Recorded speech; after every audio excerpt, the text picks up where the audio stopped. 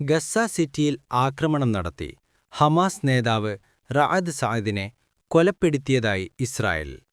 Hamas സൈനിക വിഭാഗമായ അൽ-ഖസ്സാം brigade commander റഅദ് സഅദിനെ Gaza സിറ്റിയിൽ നടന്ന ആക്രമണത്തിലൂടെ വധിച്ചതായി ഇസ്രായേൽ സേന അവകാശപ്പെട്ടു. ഗസ്സ സിറ്റിയിൽ കാറിനു നേരെ നടന്ന ആക്രമണത്തിൽ മറ്റ് 4 പേർ കൂടി കൊല്ലപ്പെട്ടു. പ്രധാനമന്ത്രി ബിന്യാമിൻ നെതന്യാഹു, പ്രതിരോധ മന്ത്രി ഇസ്രായേൽ കാറ്റ്സ് എന്നിവരാണ് ആക്രമണത്തിന് ഉത്തരവിട്ടത്. എന്നാൽ റഅദ് സഅദ് കൊല്ലപ്പെട്ടതായ ഇസ്രായേൽ പ്രഖ്യാപനം ഹമാസ് സ്ഥിരീകരിച്ചിട്ടില്ല. അതേസമയം ഇത്തരം ആക്രമണങ്ങൾ ഗസ്സ വെടിനിർത്തൽ കരാർ തകർക്കാനുള്ള ഇസ്രായേലിന്റെ ആസൂത്രിത നീക്കമാണെന്ന് ഹമാസ് പ്രതികരിച്ചു. ഒക്ടോബർ 10 പ്രാബല്യത്തിൽ വന്ന കരാർ ഇതിനകം 700-ലധികം തവണയാണ് ഇസ്രായേൽ ലംഘിച്ചത്.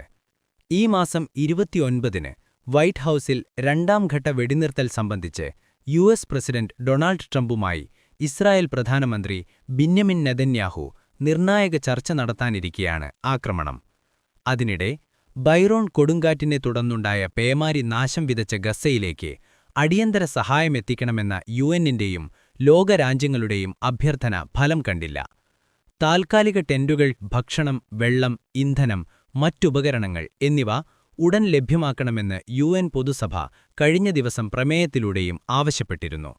ദുരിതത്തിലായ ലക്ഷങ്ങളാണ് ഗസ്സയിൽ സഹായം കാത്തുകഴിയുന്നത്. ഗസ്സയിൽ ഇസ്രായേൽ നടത്തിയ വംശഹത്യയിൽ മൈക്രോസോഫ്റ്റിന് പങ്കുണ്ടെന്ന ഗുരുതര ആരോപണവുമായി നിയമനടപടിക്കൊരുങ്ങുകയാണ് മനുഷ്യാവകാശ സംഘടനകൾ.